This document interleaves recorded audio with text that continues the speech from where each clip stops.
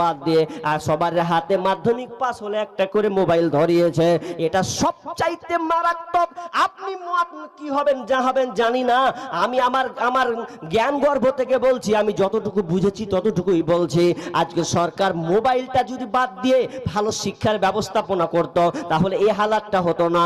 আজকে মাধ্যমিক পাস হতে গিয়ে প্রত্যেকটা ছেলে মেয়ের হাতে মোবাইল আছে, তো মোবাইল দিয়ে কি হচ্ছে বাপ মা টের পায় না, বাপ মা বুঝতে পারে না, বাপ মা মনে করছে দুনিয়াটা মনে হয় এরকম, কিন্তু রসাতলে যাবে। কারণ একটা ছেলের হাতে যদি মোবাইল থাকে, বুদ্ধিজীবী একজন পোস্ট করেছেন, তিনি বলছেন কোনো বাপ মা যদি ছেলে কিংবা মেয়েকে মোবাইল দেয় তাহলে ওই বাপ মা জেনে রাখুক ওই মেয়ের জন্য পর পুরুষের জায়গা করে দিয়েছে। আপনি ভাবছেন আমি ঘুমাইনু, 10টা হলো, নামাজ পড়নু, এশারের নামাজ, ঘুমিয়ে গেল, আর আমার ছেলে মেয়ে মনে শুতে ঘুম পাচ্ছে।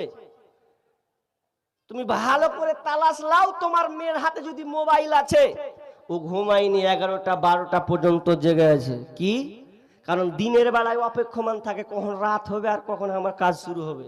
রাত 12টার পরে যখন সকলে ঘুমায়া রয়, যুবক যুবতী তখন প্রেমের কথা কয়। রাত 12টার পরে যখন সকলে ঘুমায়া রয়, যুবক যুবতী তখন ফোনে কথা কয়। আরে মোবাইল হাতে পাইয়া বর্তমানের নারী লেখাপড়া ছাইরা দিছে, মরার প্রেমে পড়ি। সারাটা দিন চিন্তায়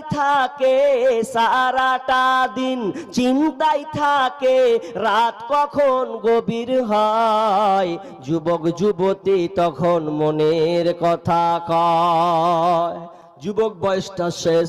যুবক তোমাকে একটা কথা বলি, যদি তুমি আল্লাহর আরশের ছায়া নিতে চাও, ও বোন, তুমি যদি আরশের ছায়া পেতে চাও, তাহলে তোমাকে এখন থেকে প্রতিজ্ঞাবদ্ধ হতে হবে।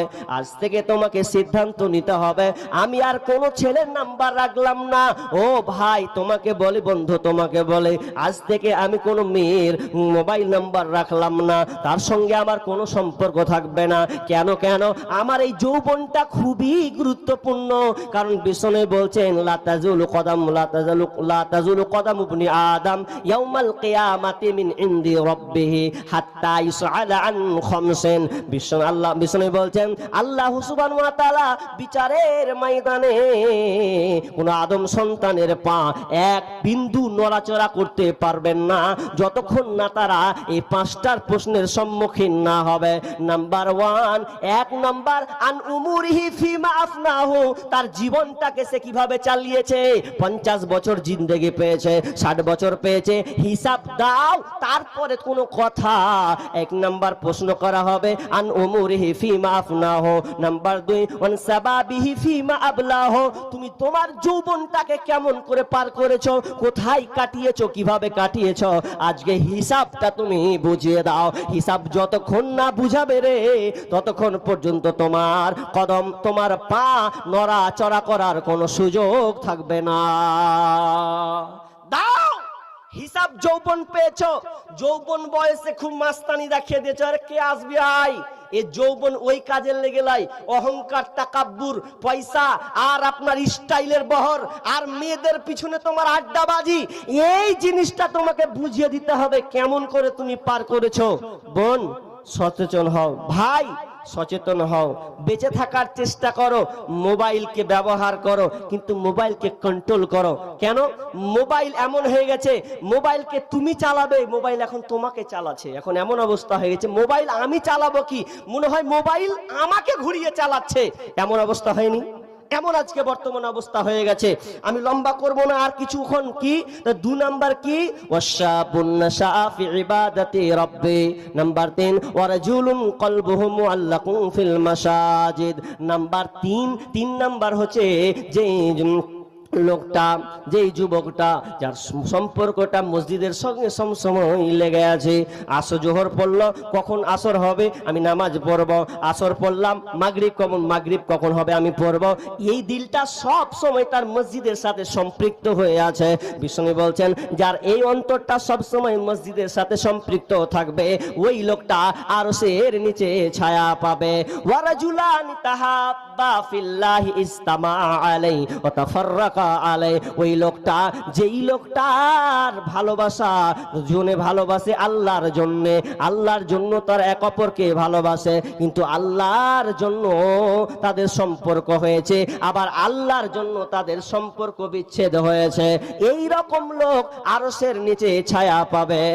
আর তারপরে বলছেন ورجلان تحابا في الله استمع عليه وتفرقا عليه ورجل তার 5 নম্বর হচ্ছে, 5 নম্বর বিশ্বনবী বললেন ওই লোকটা, যেই উচ্চ বংশীয় মহিলা, উচ্চ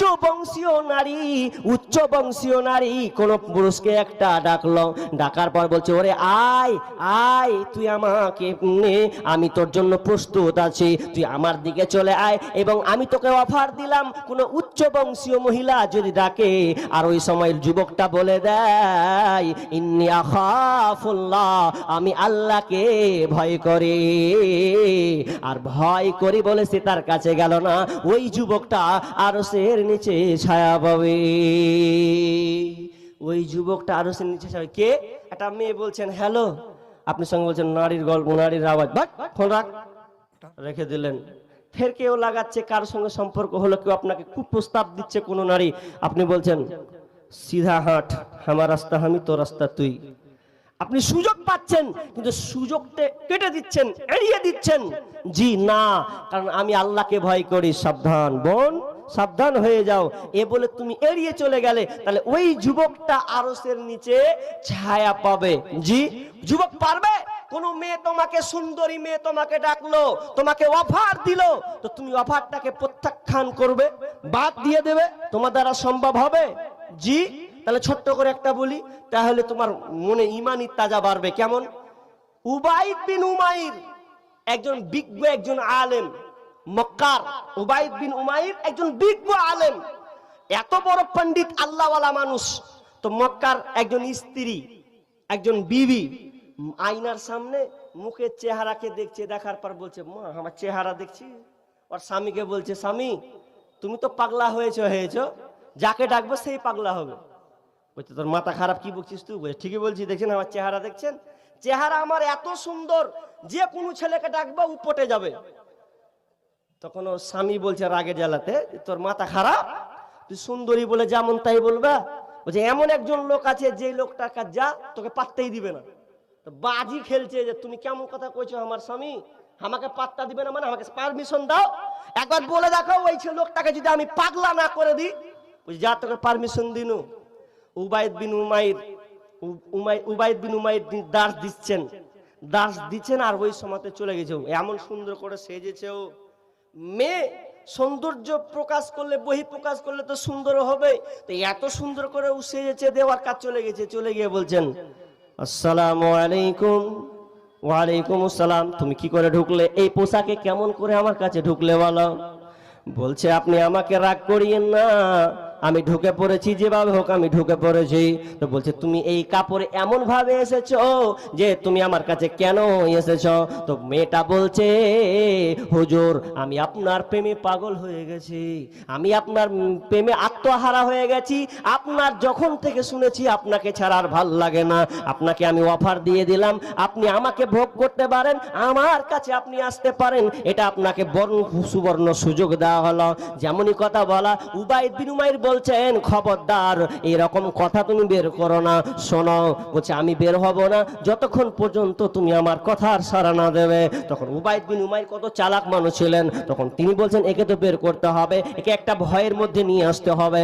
তখন বলছেন ও মহিলা শোনো, ঠিক আছে তোমার আমি আবদার পূরণ করে দেব, আমি তোমার দিকে ঝুঁকি মারব, তবে আমার কয়েকটা প্রশ্ন আছে, এই প্রশ্নের উত্তর তোমাকে দিতে হবে। নাম্বার 1, বলো তুমি, এ মহিলা তুমি বলো যখন তোমার মালাকুল মউত আসবে, যখন তোমার প্রাণ পাখিটাকে বের করে নিয়ে যাবে ওই সময়তে, আর আমি যদি বলে আসো মেয়ে এখন আমরা দুজনে নির্জনে চলে যাই, আচ্ছা বলো তো তুমি এটা কি চাইবে? মহিলা বলছেন না না না, এটা কেন চাইবো, আমার প্রাণ পাখি বেরিয়ে যাবে, আত্মা বের হবে, মালাকুল মউত বের করে দেবে, ওই সময় আমার মরণ হবে, আমি ওই সময় খারাপ কাজ করতে পারি না। এবার বলছে তাহলে ঠিক আছে চলো, তোমাকে কবরে নিয়ে যাওয়া হলো। ধরো এবার কবরে নিয়ে যাওয়ার পর যখন মুনকার নাকির যখন তোমার কাছে আসলো, আর আমি ওই সময় যদি বলি চলো মেয়ে তোমার তামান্নাটা আমি মিটিয়ে দিই, আচ্ছা তুমি কি চাইবে? মেয়ে বলছে না না না, ছি ছি ছি, না